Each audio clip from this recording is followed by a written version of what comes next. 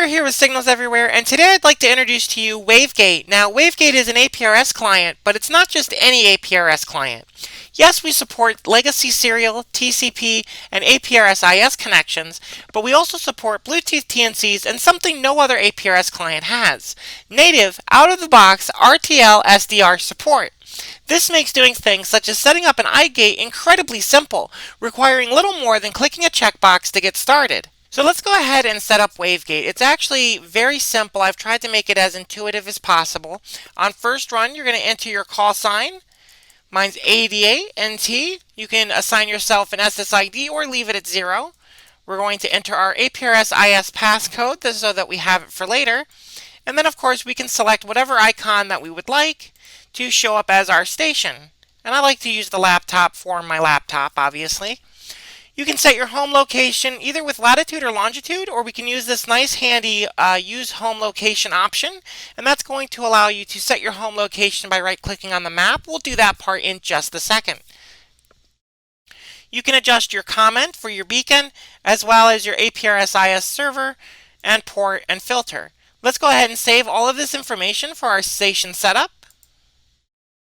And then I'm going to zoom in on a location here, and we'll set our home location. So let me zoom on in on Jefferson. I'm just going to right click here and set that as home. Now that we've set our home location, we are ready to transmit and receive. So we can come over to our radio drop down and we can select any number of radio devices or TNCs from this list.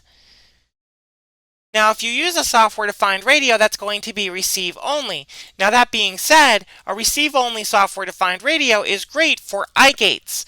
And an iGate is going to be able to gate your traffic between the IS network and the RF network. So essentially, we'll be able to receive packets from the APRS network and inject them into the APRS IS network, effectively making you an instant iGate just by clicking a simple checkbox. We'll press start. And in my case, I'm going to go ahead and enable my bias T, and before you know it, we'll start seeing packets populate on our screen. Here you can see we have N8KJT. If we click on that, it'll show up in our station box with additional details. We also have the call sign, position, and raw APRS frames here that we can easily look at. We have a messages and bulletins tab here, so we can send messages easily and quickly if we have a transmit capable device connected. So this is an iGate setup. This is receive only with a software-defined radio. What if we want to transmit?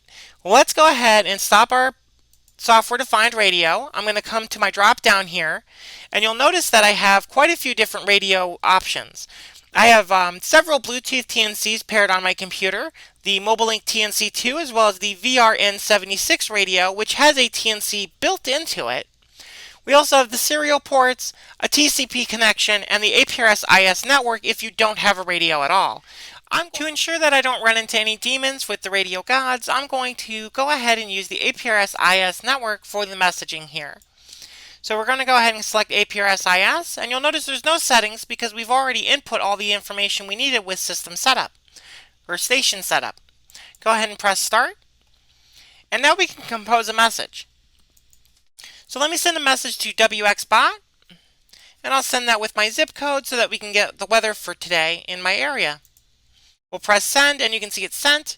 OK means we have an acknowledgement, and then we should get a message from WXBot here in a moment. Here we go. Jefferson, Ohio, air quality alert tonight. Patchy smoke, low 54s. So that message was received very quickly. Works very well with the APRS IS network, of course. And likewise, we have our bulletins. So if any bulletins come in, those will show up here for you as well.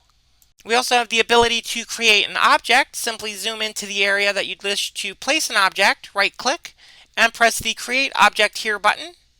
This will bring you a pop-up where you can name your object, give it an icon, and then create that said object. Now, I'm not going to create an object here right now because that would then inject that object over the network, and there's really no reason to do that right now. And that is currently where WaveGate sits.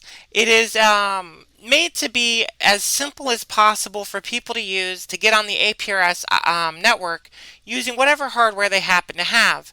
I wanted to take virtual audio cables out of the equation when it came to setting up an iGate, and I think I've done that here with this application. If you're interested in WaveGate, please check out sarahsforge.dev where you can download a copy today. And with that said, I hope you enjoyed today's video, and I'll see you all in the next one. Bye!